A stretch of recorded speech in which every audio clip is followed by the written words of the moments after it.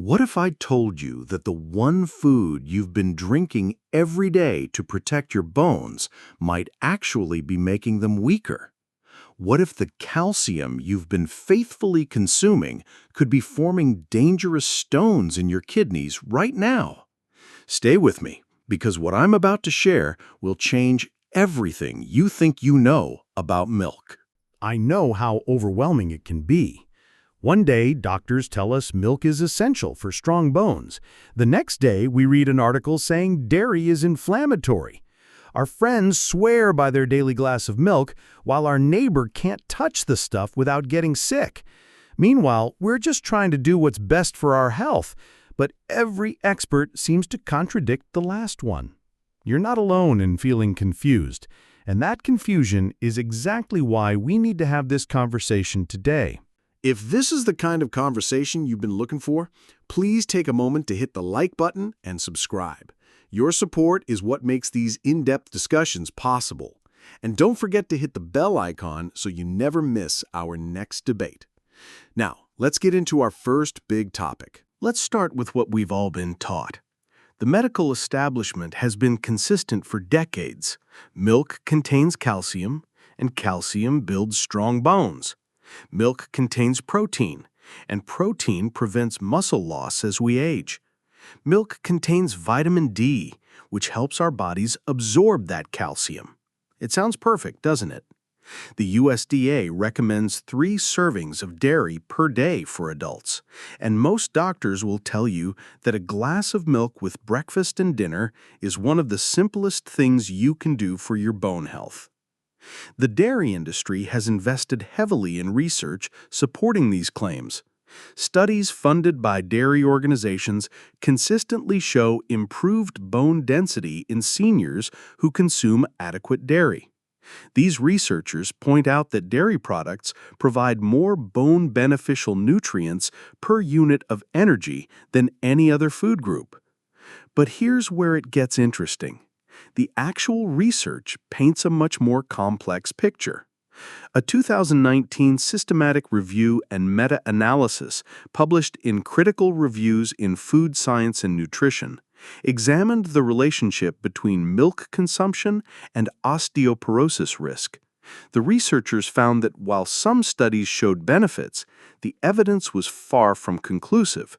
In fact, when they looked specifically at the highest quality cohort studies, they found that greater intake of milk and dairy products was not associated with a lower risk of osteoporosis and hip fracture. Even more surprising, a large Swedish study published in Osteoporosis International followed over 100,000 people for more than 20 years. They found that women who drank 3 or more glasses of milk per day had a 93% increased risk of mortality and actually had higher fracture rates compared to those who drank less than 1 glass per day. This doesn't prove that milk is universally harmful, but it does challenge the simple narrative we've been told. Some researchers have pointed out what they call the calcium paradox. Countries with the highest dairy consumption, like Sweden and parts of the United States, also have some of the highest rates of hip fractures among elderly people. Meanwhile, countries where dairy consumption is traditionally lower, like many Asian nations, have historically had lower rates of osteoporosis despite lower calcium intake. Recent research suggests that this paradox might be explained by factors beyond just calcium content. A 2024 review in Comprehensive Reviews in Food Science emphasized that bone health depends on the entire dairy matrix, not just isolated calcium. The relationship between calcium, magnesium, vitamin K, and other nutrients working together appears to be more important than simply consuming large amounts of calcium. The protein argument is equally nuanced. Yes, milk provides high-quality protein that contains all essential amino acids. For seniors dealing with sarcopenia, this protein can be valuable. Some studies suggest that dairy protein is particularly effective at stimulating muscle protein synthesis compared to plant-based proteins. However, Emerging research on plant-based alternatives shows that properly fortified plant milks can provide similar benefits for those who cannot or choose not to consume dairy. A 2021 study in the Journal of Neurobiology found that certain plant-based milks, particularly oat and soy milk, had similar calcium bioavailability to dairy milk when fortified appropriately. Let's dig deeper into what milk might actually be doing in your body, both good and potentially concerning. First, the benefits that extend beyond just calcium and protein. Milk contains conjugated linoleic acid, which some research suggests might help with weight management and could have anti-cancer properties. It's also one of the few natural food sources of vitamin B12, which becomes increasingly important as we age and our ability to absorb this vitamin decreases. Fermented dairy products like kefir and yogurt contain probiotics that many seniors find helpful for digestive health. A 2020 review in Frontiers in Nutrition suggested these beneficial bacteria might even support immune function and mood regulation through the gut-brain connection. But now we need to talk about the risks that aren't always discussed in those cheerful dairy commercials. First, there's lactose intolerance, which affects a much larger percentage of the senior population than many people realize. Research published in the journal Clinical Gastroenterology shows that lactase production naturally decreases with age. Interestingly, a study on lactose malabsorption in the elderly found that while the prevalence of lactose malabsorption increases with age, the severity of symptoms often decreases, which means many seniors may be experiencing digestive issues without realizing milk is the cause. The symptoms aren't just minor inconveniences. We're talking about bloating, gas, diarrhea, and abdominal cramping that can significantly impact quality of life. Many seniors suffer with these symptoms for years without connecting them to their daily glass of milk. Then there's the saturated fat content. A cup of whole milk contains about 5 grams of saturated fat. The 2024 Guidelines for Osteoporosis from medical organizations acknowledge that while calcium is important, the source matters. They note that some calcium supplements, especially when taken with vitamin D, may be associated with an increased risk of cardiovascular events. But here's where it gets really concerning, and this is something that doesn't get nearly enough attention. Multiple large-scale studies have examined the relationship between calcium intake and kidney stone formation. A landmark study published in the journal Kidney International followed over 200,000 health professionals for decades. Contrary to what many people expect, they found that higher dietary calcium intake from both dairy and non-dairy sources was actually associated with a lower risk of kidney stones. However, this same research showed a crucial distinction. While dietary calcium from food sources appeared protective, calcium supplements showed a different pattern. The researchers noted that calcium supplements, especially when taken without food, were associated with increased kidney stone risk in some populations. Recent research has identified what scientists call calcium alkali syndrome, which can occur when people consume large amounts of calcium along with absorbable alkali. This condition can cause kidney damage, high calcium blood levels, and metabolic alkalosis. The symptoms can be subtle at first: fatigue, confusion, nausea, and constipation. There's also emerging research on what some scientists call the calcium interference effect. Very high calcium intake might interfere with the absorption of other important minerals like magnesium, zinc, and iron. A 2024 review noted that for seniors who are already at risk for multiple nutrient deficiencies, this could create a cascade of health problems. Some cardiologists have also expressed concern about calcium supplementation and arterial calcification. When calcium ends up in arteries instead of bones, it contributes to atherosclerosis and increases heart disease risk. The Cleveland Clinic published guidance in 2024 noting that while dietary calcium from food sources appears safer than supplements, very high intakes from any source could be problematic for people with certain health conditions. This is where the milk debate gets really fascinating, and it's something that challenges everything we've been taught about nutrition. Ready for this? Multiple research studies suggest that countries and individuals with the highest calcium intake don't necessarily have the strongest bones. In fact, some have weaker bones. How is this possible? It turns out that bone health is incredibly complex. Your bones aren't just calcium storage units, they're living tissues that are constantly being broken down and rebuilt.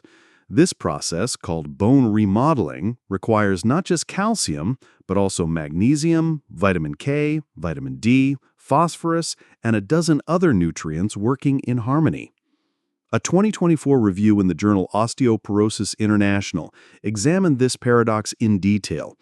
The researchers found that countries with the highest rates of hip fractures tend to be those with longer life expectancies, such as Nordic countries. As populations age and become more sedentary, fracture rates naturally increase regardless of calcium intake. The same review noted that fracture rates are now rising in non-Western countries like China, as they experience increasing longevity alongside more sedentary lifestyles. This suggests that factors beyond dairy consumption, such as physical activity, sunlight exposure, and overall dietary patterns, may be more important than previously thought. Recent research has also identified what scientists call the threshold effect for calcium.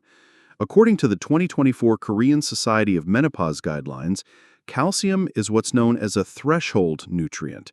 Below a certain intake level, bone mineral density decreases, but consuming more than the threshold provides no additional benefit. This helps explain why some studies showed diminishing returns from very high calcium intakes. The acid-alkaline theory remains controversial but worth understanding.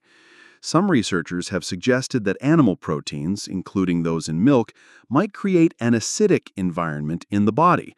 However, a comprehensive 2024 review found that modern research doesn't support the idea that milk protein significantly affects blood pH or causes calcium loss from bones. More importantly, recent studies have focused on what researchers call the dairy matrix effect.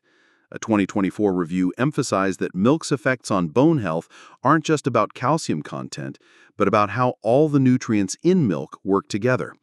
Lactose enhances calcium absorption, proteins provide amino acids needed for bone formation, and other compounds may have synergistic effects. This helps explain why some studies show different effects from whole dairy products compared to isolated calcium supplements. The nutrients in milk appear to work together in ways that isolated supplements cannot replicate. This is perhaps the most important part of the milk debate, and it's something that deserves much more attention than it currently gets. The relationship between calcium intake and kidney function is complex and highly individual. Multiple large-scale studies have examined this relationship. A major study published in the American Journal of Kidney Diseases followed over 200,000 health professionals for decades. The results were surprising and counterintuitive to many people's expectations.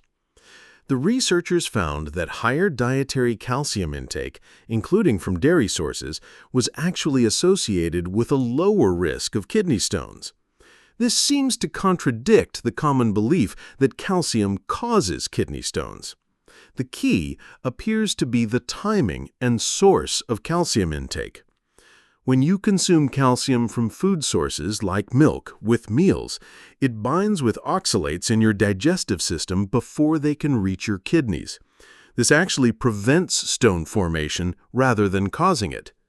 The Mayo Clinic published guidance in 2021 confirming that people with a history of calcium oxalate kidney stones should maintain adequate calcium intake from food sources.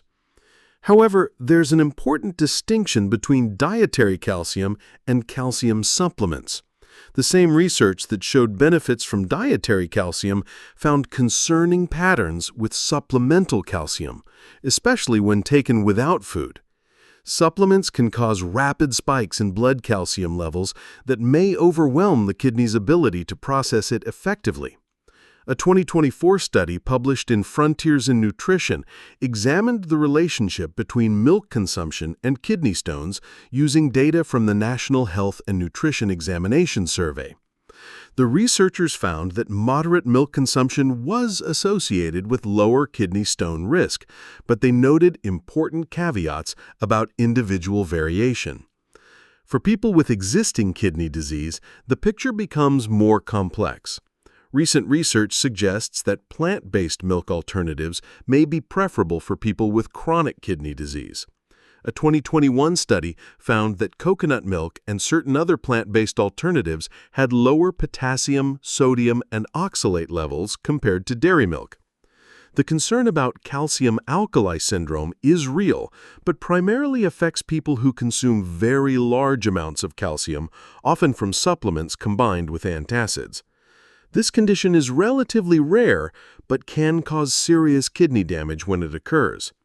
What's most important for seniors to understand is that kidney health depends on much more than just calcium intake.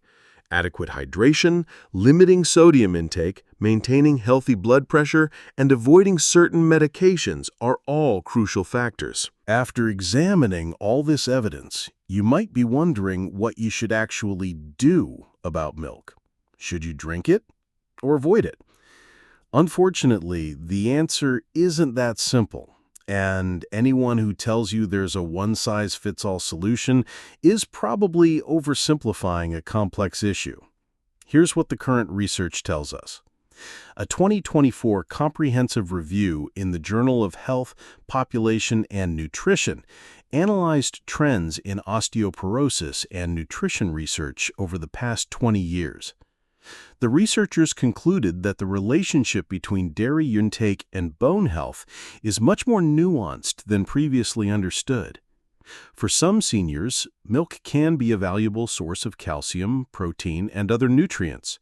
The 2024 guidelines for osteoporosis recommend that postmenopausal women prioritize dietary calcium intake over supplements, with dairy products being one good option among many.